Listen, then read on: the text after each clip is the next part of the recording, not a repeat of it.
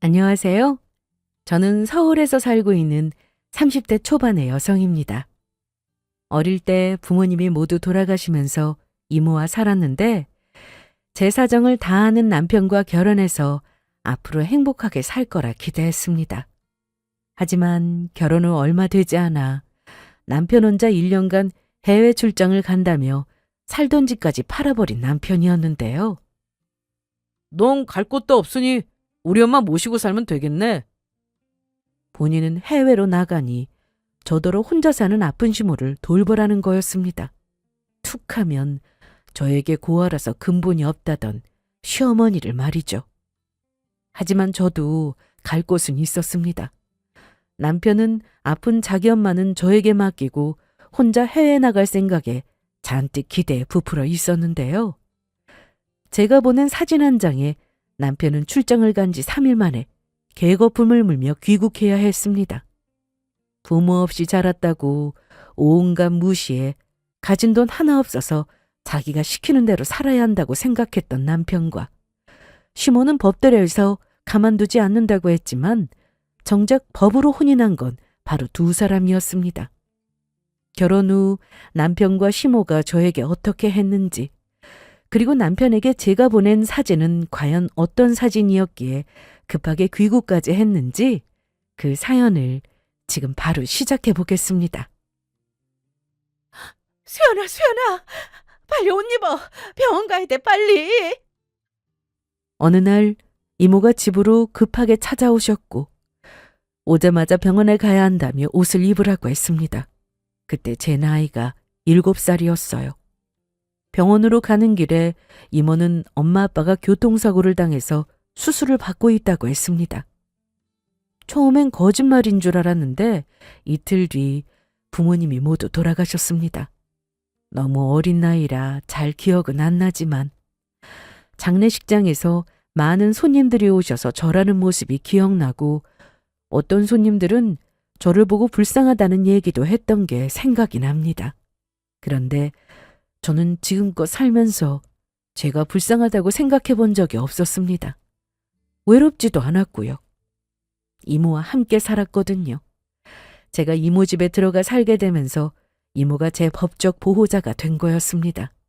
어린 나이에 부모를 잃고 보니 철이 일찍 들었는지 눈치도 볼 줄 알았는데 이모의 사랑을 듬뿍 받으며 자랐습니다. 성인이 되고 나서는 저도 남들처럼 대학도 가고 회사도 들어가서 밥벌이는 하며 살았습니다. 이모는 따로 만나는 사람도 없었는데 혹시나 저 때문에 결혼을 포기하신 건가 싶어 살면서 여러 번 여쭤본 적이 있었어요. 그때마다 이모는 늘 똑같이 말씀하셨죠. 남자는 무슨 이모 비혼주의자인데 몰랐어? 정말? 이번 생은 혼자 살지 뭐. 이모는 일이 좋아. 결혼해서 얽매여 사는 건 별로? 이모와 함께 살면서 지켜보니 정말 그랬습니다. 이모는 일 중독으로 보일 정도로 일만 하면서 사셨죠. 물론 저 때문에 더 열심히 사신 것 같다는 생각도 했습니다. 결혼도 안 한 처녀가 갑자기 여자애를 키워야 했으니 다들 이상하게 봤을 텐데 이모는 체격도 좀 있는 편이었고 목소리도 커서 약간 남자 같다 싶을 때가 있었어요. 그래서 사람들이 이모 앞에서는 말도 못하고 뒤에서 수군거리곤 했는데 이럴 때면 이모가 말을 함부로 하지 말라고 목소리를 내기도 하셨네요. 그러던 어느 날 저는 만나는 사람이 생겼습니다. 제일 먼저 이모에게 소개했고요. 바로 남편이었는데 지인 소개로 만났고 처음부터 제 가정환경에 대해 오픈했음에도 상관없다며 잘 만나보자고 했습니다. 연애를 시작하고 집에도 자주 놀러와서 이모와 종종 식사도 하며 지냈는데요. 결혼을 약속하고 나서는 남편에게 한 가지 확실하게 말해둔 게 있었습니다. 오빠, 이모는 나한테 엄마나 다름없는 분인 거 알지? 당연하지. 결혼하고도 내가 장모님처럼 그렇게 깍듯하게 모실게. 남편에게 고마웠습니다. 첫 만남 이후 사귀자고 남편이 쫓아다니다시피 했는데 남편이 적극적으로 나서게 되면서 결혼까지 무사히 치르게 되었습니다. 시댁에서는 처음부터 별다른 반대는 없었습니다. 남편도 외동으로 자랐고 어머님 혼자만 계셨는데 결혼 전 제가 몇 번 찾아가서 싹싹하게 대했더니 시모도 잘해주셨죠. 부모님이 안 계신데도 잘 컸다는 말씀도 하셨습니다.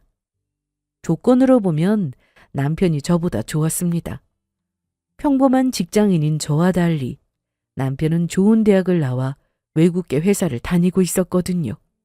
거기다 성품도 좋아서 저와 이모에게도 참 잘하는 사람이었으니 만나면서도 저에게 과분한 사람이라고 생각했습니다. 하지만 결혼하고 나서 시모가 돌변했습니다. 철저하게 가면을 쓰고 있었던 걸지도 모르죠. 부모님 없이 이모와 자랐다는 말에도 시모는 그동안 고생 많았지? 이제 우리 식구 됐으니 우리 잘 한번 살아보자. 이렇게 말씀해 주셔서 정말 따뜻했거든요.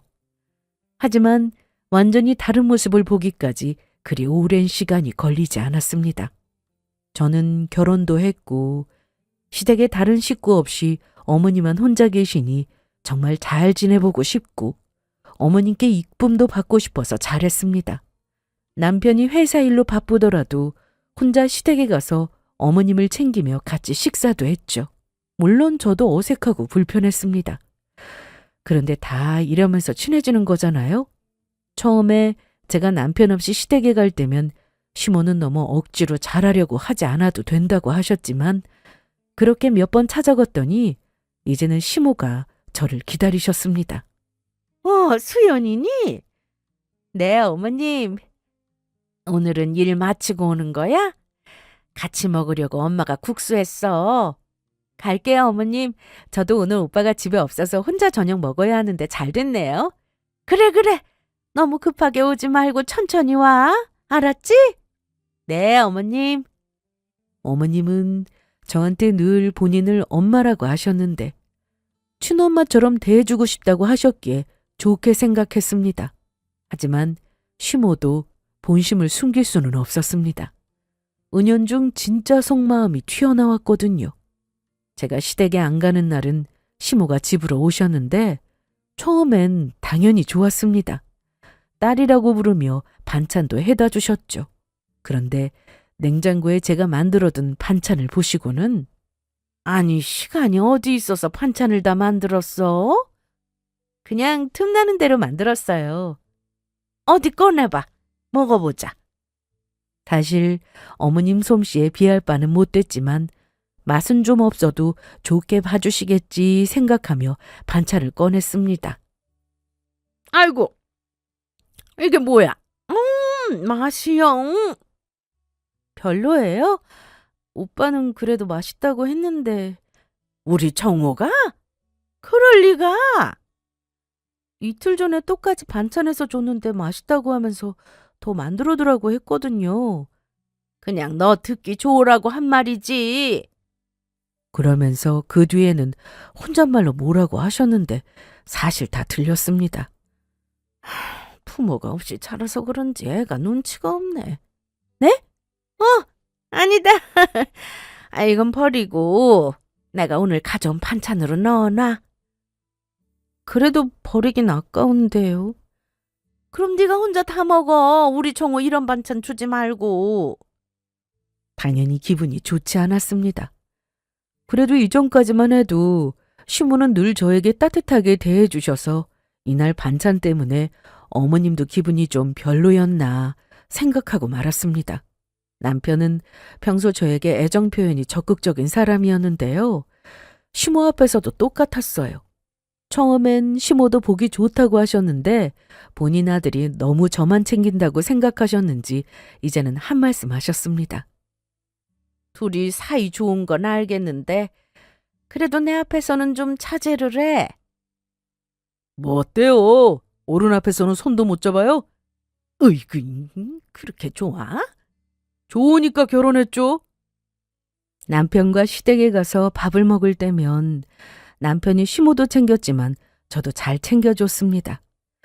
그런데 굳이 그러지 않아도 되는데 반찬을 먹을 때면 늘 제 밥 위에 올려주고 했어요. 그러면 어머님 표정은 또 굳어졌습니다. 그걸 제가 모르는 게 아니어서 남편에게 눈치를 줬는데 남편은 뭐 어떠냐는 식이었죠. 결국 그 화살은 저에게 날아왔습니다.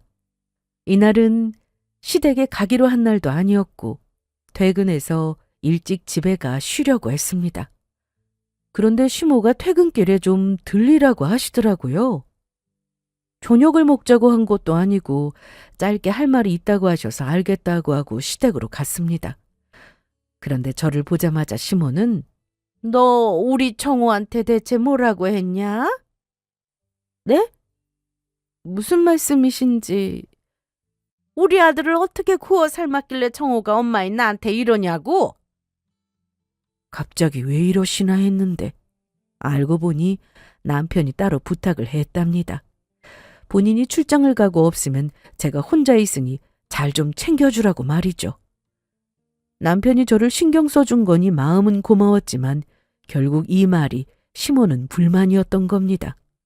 여태까지 살면서 내가 우리 아들한테 늘 첫 번째였는데 네가 뭐라고 내가 아들한테 그런 소리나 듣게 하는 거냐? 응? 어머님, 뭔가 오해가 있으신 것 같은데요. 오빠가 그 호칭도 바꿔! 오빠가 뭐야, 오빠가! 부모도 없는 년이 남자한테 여우짓 하는 것만 배워서 우리 아들 잡아먹은 거야? 내가 네 앞에서 실실 웃어주니까 만만하니?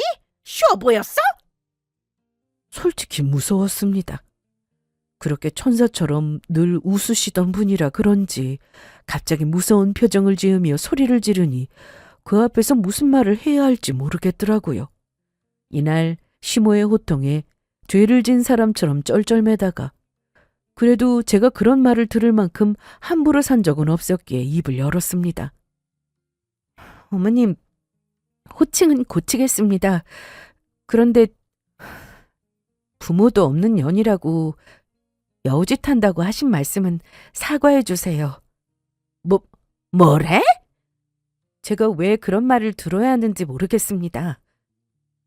시모는 끝까지 본인 아들 꼬드겨서 자기한테서 멀어지게 만들려고 한 게 아니냐는 말도 안 되는 말씀을 하셨는데요. 제가 무슨 말을 해도 시모는 본인 할 말만 하시고는 안방으로 들어가 문을 걸어 잠그고 나오지 않으셨습니다. 이날 집에 들어온 저는 기분이 너무 나빴습니다. 그런데 늦게 일을 마치고 들어온 남편이 시모와 통화를 했는지 오자마자 저한테 무슨 일이냐고 묻더라고요. 오는 길에 엄마랑 통화했는데 오늘 엄마 만났다며. 싸웠어? 엄마가 화가 많이 나신 것 같은데 네가 버릇없게 했다며. 어머님이 뭐라고 하셨는데? 오늘 오라고 하지도 않았는데 와서는 집에도 오지 말고 앞으로 반찬 같은 거 챙겨주지 말라고 그랬다고. 내가?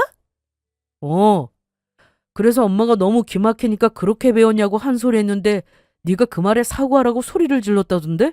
사실이야? 내가 그랬겠어? 너무 억울하더라고요. 오라고 해서 갔고 가만히 있다가 욕만 먹고 왔는데 오히려 제가 막대 먹은 며느리가 되어 있으니 황당했죠. 그래서 남편에게 그대로 다 말했습니다. 정말 엄마가 그랬다고? 나 솔직히 그 말 너무 상처야. 부모도 없는 년이라니 이건 좀 너무하신 거 아니야? 결혼 초라 그런지 남편은 이때까지만 해도 제 얘기를 잘 들어줬습니다. 그리고 시모와도 별다른 문제가 없어서 평온하게 살았는데 이날 이 일로 남편은 크게 화를 내며 그 늦은 시간에 시모에게 전화를 하라고 했습니다. 지금 너무 늦었으니까 내일 낮에 내가 전화 드릴게. 이런 일은 그때 바로 풀어야 하는 거 알잖아. 둘이 얘기하다 오해가 생긴 것도 있을 텐데 나 믿고 전화해. 사과 받을 건 받고 사과할 건 하고. 이날 남편은 너무 확고하게 자기를 믿으라면서 괜찮으니 시모에게 전화를 하라고 했습니다. 그래서 시모에게 전화를 걸었고 시댁에서 제가 했던 말 그대로 그 말에 대해서 사과받고 싶다고 했습니다. 당연히 화부터 내실 줄 알았는데 그래, 내가 아까는 좀 심했던 것 같구나. 기분 풀어라. 이러시더라고요. 이날 시모와 전화를 끊고 난 뒤 남편은 거봐, 내가 뭐랬어. 엄마 그러실 분 아니라니까. 그리고 오늘 바로 푸는 게 자기도 좋잖아. 하지만 어딘가 좀 석연찮았습니다. 뭔가 제대로 사과받은 기분이 아니었죠. 암튼 시모가 저렇게 나오니 어쩌겠어요. 찾아가서 정식으로 다시 사과하세요 라고 할 수도 없는 거고 다음부터는 안 그러시겠지 하고 넘어갔습니다. 그런데 아니나 다를까. 바로 다음 날 회사에 출근해서 일하고 있는데 시모한테 전화가 왔습니다. 전날 그런 일도 있고 해서 조심스레 전화를 받았는데 시모는 이미 짜증이 잔뜩 난 목소리였습니다. 네, 어머님. 내가 너 때문에 밤새 잠을 못 잤어. 네? 우리 아들 앞세워서 전화라고 누가 시켰어? 그딴 거 누구한테 배웠냐고? 사과? 무슨 사과? 저는 어머님께 어제 그런 말을 들을 이유 없다고 생각합니다. 이유가 없긴 왜 없어? 이것 봐. 부모 없이 자라니까 예의라는 걸 못 배운 거야. 시어머니한테 말하니 꼬라지 하며 싸가지가 없잖아. 남편이 저에게 잘하면 잘할수록 시모는 더욱더 저를 미워했습니다. 처음에는 시모가 저러니 남편이 나서서 그러지 마시라고 했지만 시모와의 불화가 지속되고 더 심해지니까 결국 남편도 제 앞에서 시모를 대변하듯 말했습니다. 엄마 저러시는 거 하루 이틀도 아니잖아. 그러면 나는 앞으로도 계속 그런 막말을 듣고도 아무렇지 않게 지내야 하는 거야? 엄마가 무슨 말을 하든 그냥 흘려들어. 그게 그렇게 어려워? 그냥 기분이 나빠서 홧김에 욕이 나온 거라면 그럴 수도 있겠죠. 하지만 시모가 저에게 하는 말은 모든 게 다 상처였습니다. 가슴을 후벼 파는 말들이라 아무렇지 않게 시모 얼굴을 보기가 어려웠어요. 이런 상황에서 남편은 나도 힘들다. 그냥 둘이 알아서 해. 난 빠질래. 결혼한 지 얼마나 됐다고 이모네 가서 힘든 애 마안에 소리를 못 하겠더라고요. 잘 사는 줄 알고 계셨거든요. 수연아, 아무리 바빠도 얼굴은 좀 보여줘. 죄송해요. 제가 너무 안 왔죠. 많이 바빠? 그냥 회사 일이죠 뭐. 결혼 생활은 어떻고? 시어머님도 잘해주시지? 그때 보니까 너한테 되게 잘해주시던데. 네. 이모도 일을 하셔서 결혼하고 나서는 더 만나기 힘들었습니다. 그래도 이렇게 이모 얼굴을 보니 좋더라고요. 오랜만에 만나서 안 좋은 얘기는 하고 싶지 않아 시댁과 남편 얘기는 쏙 빼고 신나게 수다를 떨다 왔는데 집에 오면 남편이 없을 때가 많았습니다. 출장이 잦았거든요. 외국계 회사라 출장을 가도 해외로 다니니 한 번 가면 최소 3박이었습니다. 일본으로 가면 1박 2일로 다녀오기도 하지만 그것도 어쩌다 한 번이었죠. 연애 때도 출장을 자주 갔기에 결혼하고 나서 출장으로 집을 자주 비워도 불만은 없었습니다. 그런데 어느 날 남편이 좀 이상했습니다. 시모와의 관계 때문에 남편과 저도 좀 틀어진 상태였지만 그렇다고 서로 대화도 안 하고 사는 건 아니었는데요. 문제는 남편과 회사 여직원과의 관계였습니다. 결혼 전 연애를 했을 때 남편 회사 앞으로 만나러 가면 같은 부서 직원들이라며 저한테 인사를 시켜주곤 했는데요. 그중 한 여직원의 눈빛이 좀 예사롭지 않다고 느꼈을 때가 있었습니다. 남편은 당연히 그냥 친한 직원일 뿐이라고 했기에 더 얘기하지 않았는데 결혼식 날 와서도 유독 남편과 얘기를 많이 하길래 엄청 친한 직원인가 보다 싶었죠. 그냥 직장 동료라고 하는데 거기다 대고 제가 뭐라고 하겠어요? 둘이 무슨 사이냐고 따지는 것도 웃겼죠. 서로 같은 부서이고 같은 업무를 맡아서 하다가 친해졌다고 하니 그렇게 알았습니다. 그런데 야근을 하고 늦게 들어온 날 남편은 집에 와서 피곤하다며 바로 잠이 들었는데 잠꼬대를 막 하더라고요. 자기야, 흔들어 깨워도 일어나지 않아서 이러다 말겠지 싶었는데 잠결에 어떤 여자 이름을 불렀습니다. 알았어. 갈게. 간다니까. 조금만 기다려, 보영아. 보영아, 같이 가자.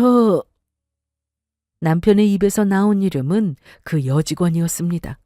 집에 와서도 일 때문에 자주 통화해서 남편의 같은 부서 직원들 이름은 저도 다 알고 있었는데요. 여직원이 한 명이라 그 이름은 더 정확히 알고 있었습니다. 잠꼬대하면서 다른 여자 이름을 부를 정도면 그냥 동료로서 친한 걸 넘어서 특별한 관계라는 생각이 들었습니다. 깨워도 일어나지 않는 남편을 몇 번이나 더 흔들어 깨우다가 머리맡에 누워있는 핸드폰을 봤습니다. 그리고 그날 저는 충격적인 사실을 알게 됐습니다. 남편은 원래도 바쁜 사람이었지만 이전보다 더 바빠서 얼굴 보기도 힘들었는데요. 저 역시 바빴습니다. 그러다 보니 둘 다 퇴근 후 집에 와서 서로 자는 모습만 볼 때가 많았습니다. 그러던 어느 날 남편이 갑자기 출장 얘기를 꺼냈습니다. 아니, 무슨 출장이 그렇게 길어? 1년이라고? 한 달 아니고? 이게 흔한 기회가 아니어서 지금 아니면 언제 또 이런 기회가 올지 몰라. 남편은 혼자 1년간 해외 출장을 간다고 했습니다. 미리 얘기한 것도 아니고 이건 뭐 완전 통보였죠.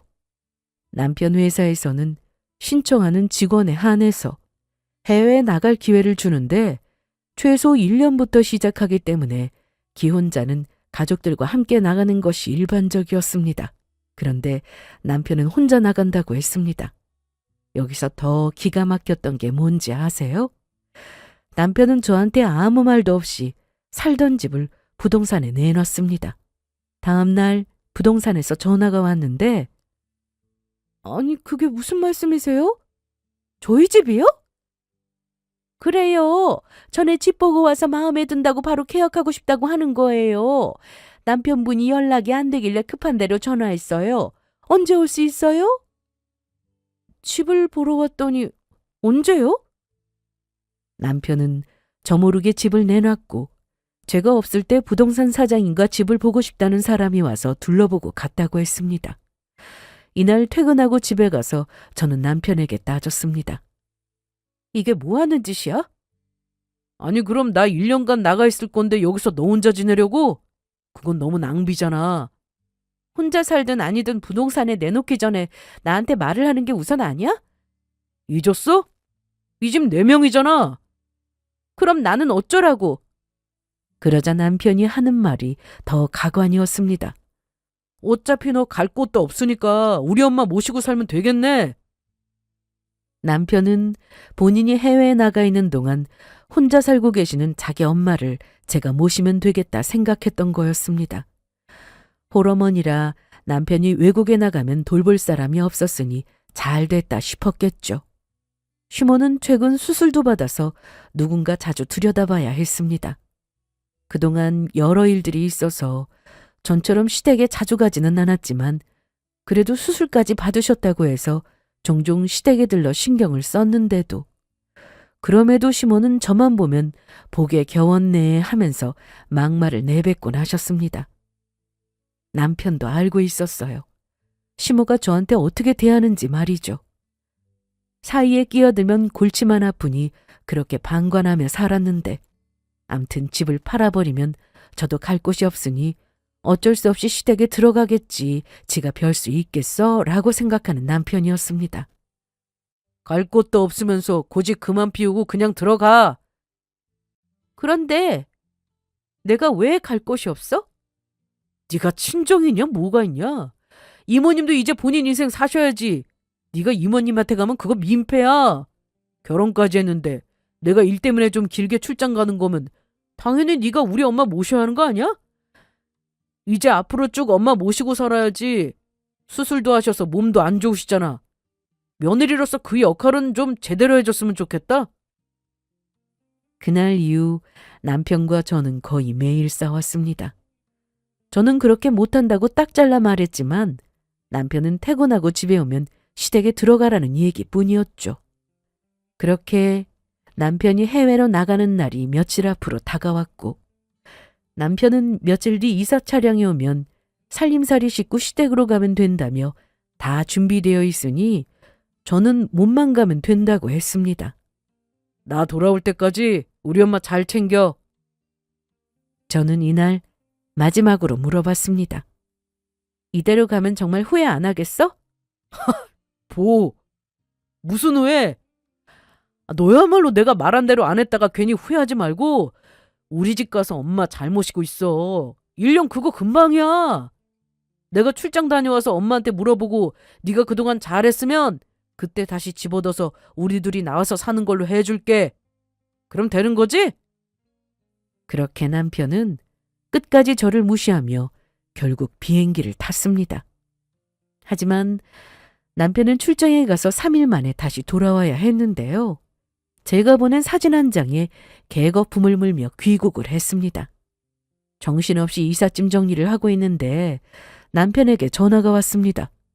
여보세요? 야, 야, 너 뭐야? 뭐가? 너 지금 어디야? 집인데? 엄마는 네가 차만 보내고 안 왔다고 하던데? 아니? 너네 엄마 집 말고 내 집. 그러니까 그 집이 어디냐고? 그걸 왜 내가 너한테 말해야 하는데? 야, 이수연!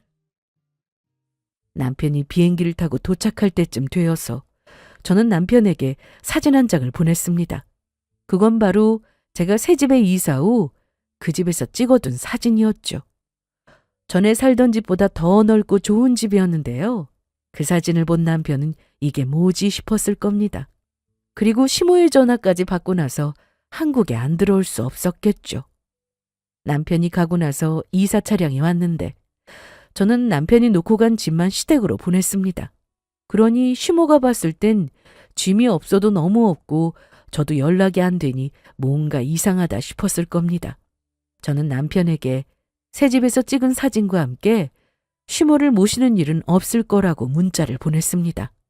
시모도 무슨 일인지 알 수 없으니 남편에게 빨리 들어오라고 전화를 하면서 급하게 귀국하게 된 거였죠.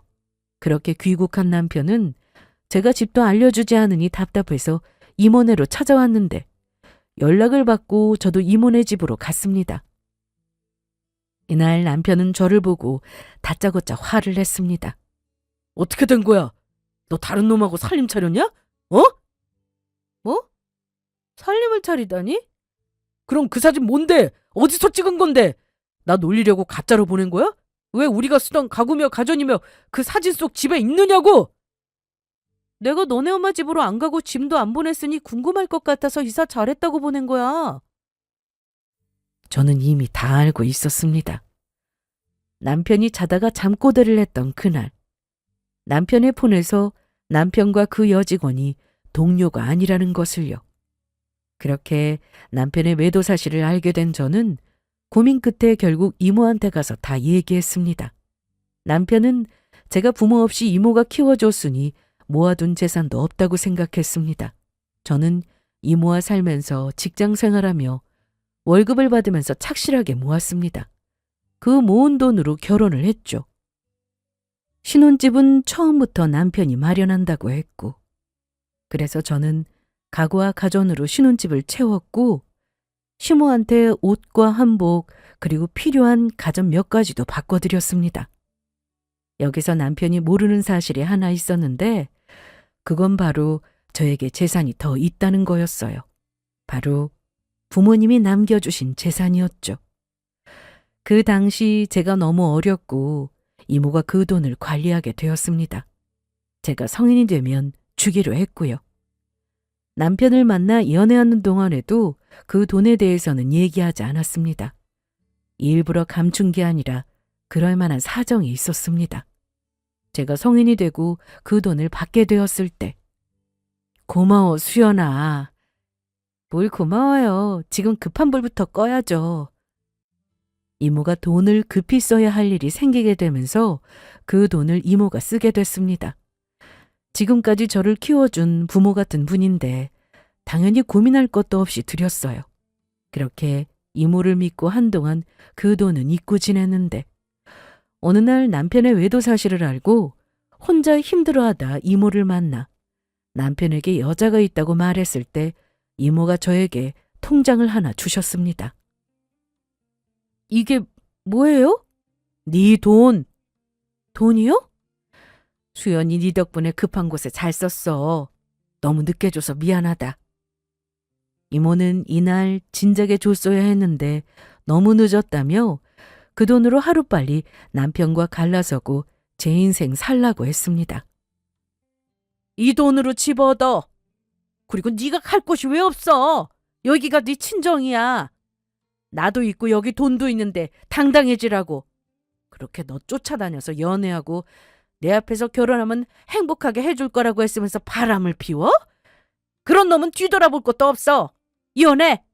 요즘 이혼이 뭐 대수야? 그래서 그 돈으로 집을 마련했던 거였습니다. 이모 집 길 건너에 새로 지어진 신축 아파트를 얻었고 남편이 출장을 가기 전 이사 차량 오면 가구랑 가전은 시댁으로 옮기면 된다고 했지만 저는 짐을 제가 마련한 아파트로 옮겼습니다. 남편은 저 때문에 갑자기 귀국한 것도 열받고 좋은 아파트 얻어서 사는 걸 보니 더 열받아 했습니다. 제가 본인 말 안 듣고 멋대로 행동하니 어이가 없었는지 저한테 이혼을 하자고 했는데요. 듣던 중 너무 반가운 소리라 저도 그러자고 했습니다. 그런데 그 집을 나누자고 하더군요. 이혼하자고 하면 그냥 여기서 잘 가라 하고 끝나는 게 이혼인 줄 알아? 나눌 건 나눠야지. 네가 뭘 모르나 본데 이혼은 생각보다 그렇게 간단하지가 않아요.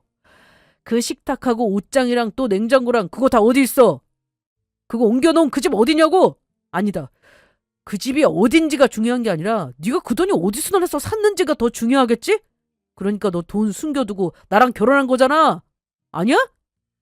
내가 억울해서라도 이혼 소송해서 그 집 재산 분할해서 받아낼 거야. 그래, 어디 한번 해봐. 결혼한 지 얼마 되지 않았기에 남편이 마련했던 그 신혼집은 팔지 않았더라도 어차피 제 지분은 없었습니다. 욕심도 안 냈고요. 그런데 남편은 결혼 전부터 부모님이 남겨주신 제 재산에 대해서 본인 지분이 있으니 가져야겠다 큰 소리를 쳤는데요. 사실 이때 돈 때문에 열받은 것도 있었지만 남편 기준에서는 자기 엄마 안 모시고 숨겨놓은 돈으로 살림살이 빼돌렸다고 생각했으니 화가 났을 겁니다. 거기다 제가 아주 여유 있어 보이니 남편은 아주 약올라 했죠. 제가 남편의 핸드폰을 봤을 때 외도 사실을 확인하고 증거가 될 만한 것들은 따로 모아뒀습니다. 그리고 남편에게 바로 얘기하지 않았던 건 소송 준비 때문이었습니다. 안 그래도 무시하는데 아무 준비 없이 남편에게 여자가 있냐고 따져 물었다가 어떻게 나올지 뻔히 다 보였거든요. 그래서 증거를 모으고 저 나름대로 소송 준비를 하느라 남편이 막무가내로 자기 엄마를 모시라고 하는데도 다 얘기하지 못했습니다. 출장도 그 여직원과 같이 가는 걸 알고 있었는데요. 그게 너무 괘씸해서 알면서도 모른 척하며 나중에 한 번에 터트리기 위해서 만반의 준비를 했습니다. 그리고 남편의 핸드폰을 보고 제가 충격을 받았던 건 외도 사실만이 아니었습니다. 바로 시모였습니다.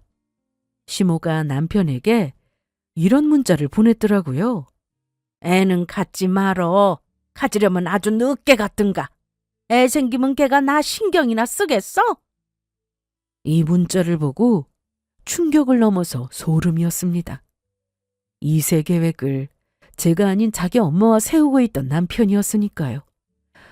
남편 역시 자기 엄마가 이런 말을 하는데도 동조하며 알겠다고 하는데 어이가 없었죠. 그런데 지금 이러고 있어도 되는 거야? 어차피 변호사가 다 알아서 해줄 텐데 뭔 걱정이야? 내 주변에 실력 좋은 변호사 있는 거 너도 알지? 잘 알지. 그럼 그 여직원한테도 네가 변호사 소개해 주는 거야? 여직원 얘기가 나오자 남편은 잠시 움찔하는 것 같았는데. 뭔 소리야? 여직원이라니? 혼자 들어오면 어떡해. 너랑 그날 같은 비행기 타고 간 그 여직원도 같이 들어왔었어야지. 뭐? 곧 소장 도착할 텐데 일을 어쩐담? 뭐 어쩔 수 없지. 상간녀 소장은 집에 갔을 테니 그 여직원 가족들이 대신 받아보겠네. 뭔 소송? 상간녀 소송. 이게 뭔지는 알지? 배우자가 있는 사람하고 바람나면 하는 소송. 너 뭔가 오해하나 본데 전에도 말했지만 그냥 동료야, 회사 동료. 내가 가진 증거로 봤을 땐 그냥 동료는 아닌 것 같은데? 그래 뭐 그건 법정에서 밝히면 되는 거고. 네 말대로 정말 아무 사이 아니면은 가족들이 그 소장 받아와도 아무 상관없는 거네. 맞지? 하지만 남편은 갑자기 핸드폰을 꺼내서는 어디론가 급하게 전화를 걸었습니다. 남편의 말이 사실이었으면 저한테 마음대로 해보라고 하면서 멀쩡한 사람을 나쁘게 몰아갔으니 나중에 고소한다고 하면 그뿐이었습니다. 하지만 그게 아니었으니 마음이 급했겠죠. 그날 이후 저는 바로 이혼 소송을 시작했습니다. 법이라는 게 절차가 있어서 빨리 하고 싶어도 시간이 필요했어요. 그래서 때를 기다리느라 좀 늦은 감이 있었지만 그래도 괜찮았습니다. 그런데 소송이 시작되고 난 뒤 시모가 찾아왔습니다. 저기 대리님, 네, 왜요? 지금 1층으로 좀 가봐야 할 것 같은데. 1층이요? 시모가 회사로 찾아왔습니다.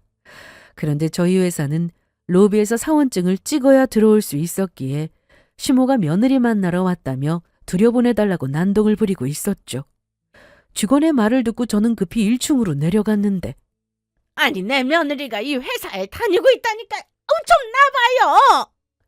지금 호출했으니까 아마 연락받고 내려올 겁니다. 저쪽으로 가서 기다리세요. 그냥 이거 열어주면 되는 걸 가지고 여긴 왜 오셨어요? 넌 왜 전화를 안 받아서 이 난리를 피우게 하는 거야? 경비 아저씨 보셨죠? 여기 제 며느리. 직원들이 많아서 1층 직원 휴게실로 자리를 옮겼는데 시모는 여전히 막무가내였습니다. 왜 오셨냐고요? 너 어떻게 된 거냐? 응? 이혼한다고 해서 기다렸더니 우리 아들 짐만 덜렁 보내고 너 그 짐들 다 어디로 빼돌렸어? 정말 우리 아들 말대로 너 누구 있냐? 그건 제가 아니라 어머니 아들한테 물어보셔야 할 것 같은데요? 너 말 잘했다. 네가 우리 아들 회사 여직원하고 사이를 오해해서 일을 이렇게 만든 모양인데 오해가 아니라 사실이죠. 그리고 마음대로 집 팔아서 그 많은 짐 가지고 갈 곳 없게 만든 사람은 어머님 아들 아니에요? 한마디 상의도 없이 저더러 시댁에 들어가 살라는데 제가 왜 그래야 해요? 그래서 돈 숨겨놓고 혼자 잘 먹고 잘 살려고 했냐? 응? 어디 할 짓이 없어서 일하러 저 멀리 외국까지 나간 내 아들을 들어오게 만들어? 어? 제가 들어오라고 했나요? 본인이 궁금하니까 들어온 거지? 그리고 제가 사진을 보내지 않았어도 어차피 들어와야 했을 거예요. 재판에 참석해야 하니까요. 아니 뭐 저딴 게 다 있어? 이뭔가 뭔가 아주 사람을 엉망으로 키웠네. 이래서 자식은 부모가 키워야 하는 거야. 친자식 아니라도 예의범절도 안 가르치고. 이보세요. 뭐 이보세요? 말씀 함부로 하지 마세요. 저희 이모 돌아가신 엄마 아빠 그 이상으로 저 키워주신 분이세요. 그쪽이 함부로 말할 사람 아니라고요. 이것 봐라. 어른한테 눈 동그랗게 뜨고. 어른이 어른다워야 대접을 하죠. 저한테 그간하신 행동을 생각해보면 본인 스스로 부끄럽지 않으세요? 난 잘못한 거 하나 없다. 오히려 칭찬받아야지. 부모 없는 거 받아줬으면 감사합니다 하고 평생 시댁에 잘하고 살 생각을 해야지. 너 어디서. 감사해서는 진작에 하려고 했어요. 이렇게 빨리 그 지옥 같은 곳에서 벗어나게 해주셔서요. 원래 사람 본성이라는 게 숨길 수 없는 거잖아요. 어머님이 본 모습을 아주 빨리 보여주신 덕분에 더 살지 않고 이렇게 된 게 얼마나 다행이냐고요. 시모는 이날 화를 참을 수 없었는지 저를 때리려고까지 했지만 당하지 않았습니다. 저기 위에 보이세요? 저거 CCTV라는 건데 방금 손 올리고 저 때리려고 하시는 거 전부 다 찍혔을 거예요. 그리고 여기서 저 때리시면 저는 증거 하나가 더 늘게 되는 셈이니 어디 마음대로 해보세요. 그게 무슨 말이냐? 증거 하나가 더 늘다니? 참, 어머님 아들한테 깜빡하고 얘기를 못했네요. 그간 시모로부터 받은 부당한 대우로 인해서 저는 시모를 상대로 위자료 청구 소송도 진행하게 됐습니다. 부모도 없는 년이라는 말을 들었을 때 그 상처는 아직도 아물지 않았습니다. 아마 평생 잊히지 않겠죠.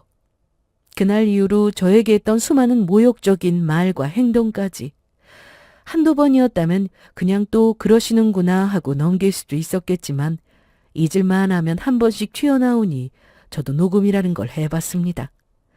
나중에 직접 들어보시면 제가 얼마나 큰 상처를 받았는지 아시게 되지 않을까 싶어서요. 그땐 녹음하면서도 소송까지 갈 줄은 상상도 못했는데 결국 소송 증거자료로 쓰이게 됐습니다. 그러니까 좀 참으시지 그러셨어요. 다들 그렇게 살아요. 불만이 있고 욕하고 싶어도 상대방 때문에 참고 산다고요. 말 한마디로 천냥빚을 갚을 수도 있지만 평생 지울 수 없는 상처를 줄 수도 있거든요. 그럼 전 이만 가볼게요. 혹시나 제가 나가고 나서 또 한 번 난동을 부리면 그땐 말로 하지 않겠습니다. 아시겠지만 저희 회사 경비원도 많고 전화 한 통이면 경찰이 5분 내로 오는 세상이니 조용히 가세요. 개망신 당하고 싶지 않으면요. 이날 열이 잔뜩 받은 시모를 뒤로 하고 나왔는데요. 며칠 뒤 남편과 같이 해외 출장을 갔던 그 여직원도 다시 들어왔습니다. 그 여자 집에서 상간녀 소장으로 난리가 난 모양이었죠. 그런데 남편이 뭔가 할 수 있는 건 없었습니다.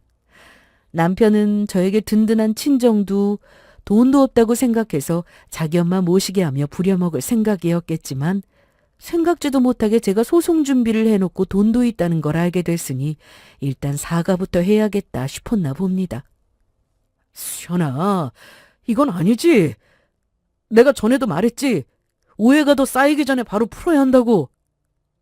그 여직원은 아무 잘못 없어. 왜 그래? 나한테 그러지 말고 그 잘난 변호사한테 가서 말해. 능력 좋다며. 그럼 알아서 네 억울함 풀어주시겠지. 알았어. 내가 사과할게. 너한테 말도 없이 길게 출장 간다고 해서 미안하고 집도 내 마음대로 팔아서 미안해. 그리고 네 생각은 하지도 않고 우리 엄마 모시라고 일방적으로 말해서 미안하고 내가 이혼 얘기한 건 홧김이었어. 어떻게 사과를 하는데 진심이라는 게 하나도 안 느껴질 수 있을까? 마치 너희 엄마가 나한테 마지못해서 사과했던 그때가 생각나네? 그리고 다음날 나한테 전화하셔서 온갖 욕을 다 퍼부으셨지. 너도 그럴 거 아니야? 앞에서는 잘못했다 해놓고 내가 마음 돌리면 또 무슨 수를 써서 돈 뺏고 니네 엄마 나한테 맡기려고 그러는 거잖아? 아니야. 아니라고. 네 얘기 들어주는 것도 오늘까지야. 나한테 할 말 있으면 변호사님께 해.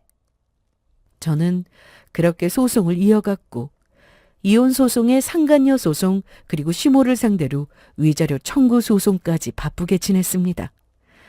남편이 주장하던 건 하나도 받아들여지지 않았는데요.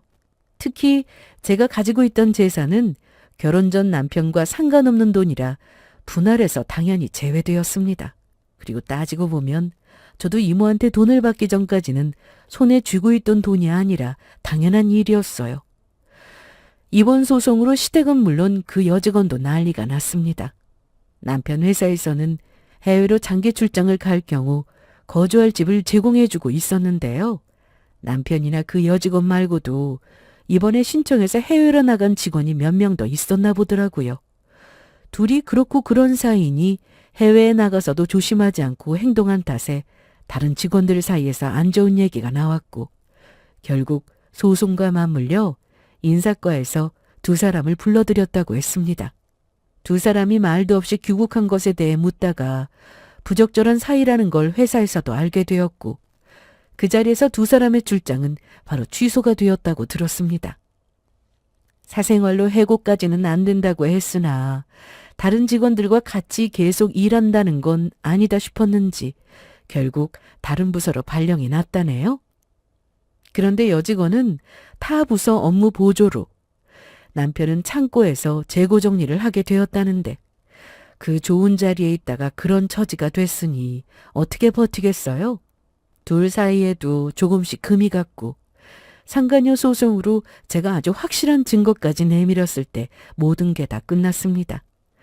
이혼 소송도 또 시모를 상대로 한 소송도 그렇게 마무리가 되고 제가 위자료를 받을 수 있게 판결이 나오자 속이 다 후련하더라고요.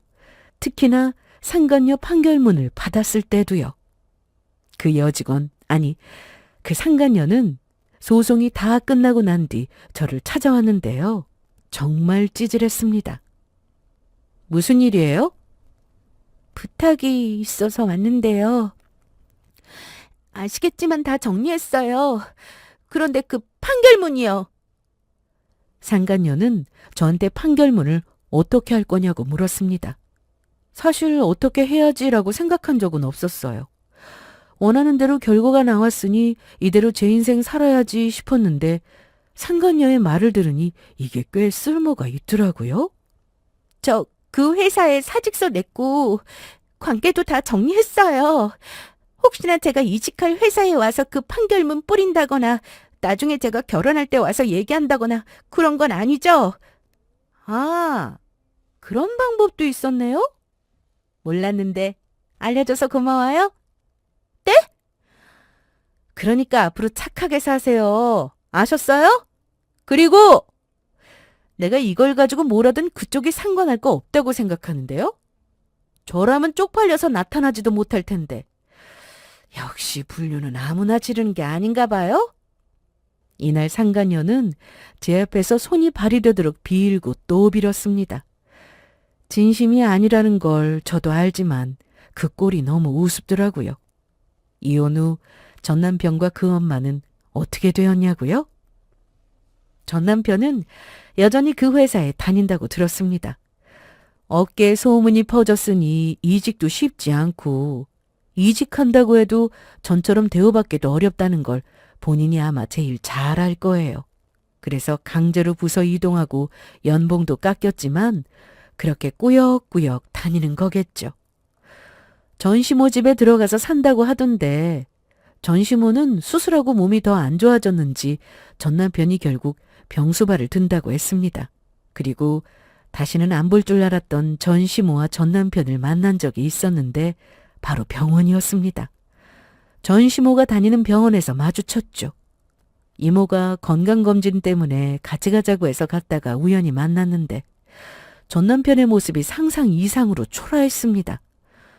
면도도 안 했는지 수염도 덥수룩하고 얼굴은 꼬질꼬질하고 거기다 자기 엄마 부축하며 걸어가고 있었는데 저를 보더니 갑자기 웃더라고요. 수연아, 너 여기 어떻게 왔어? 혹시 나 보러 온 거야? 무슨 소리야? 내가 널 왜? 아이, 난 또... 우리 엄마가 이 병원 다니는 거 너도 아니까 알고 온 줄 알았지. 건강검진 때문에 온 겁니다.